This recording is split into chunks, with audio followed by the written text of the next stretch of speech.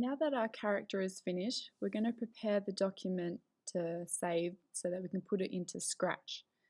First, what we're going to do is we're going to click the lock here on the background layer.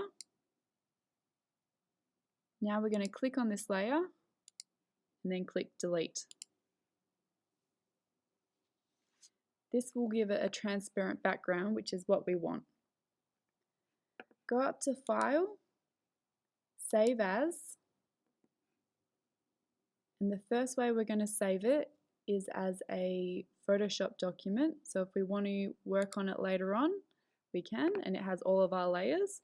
So click Save onto your desktop. Make sure that it has a good name and it says .psd at the end, and that's because we want to save it as a Photoshop document. Then click Save, and then click OK.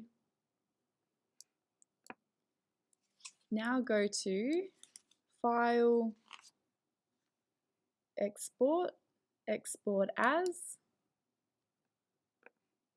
and in this we're going to save it as a PNG so that it doesn't have the background included, and we can load it into Scratch. Make sure it says PNG here. We want the transparency here, and then we can click Export All.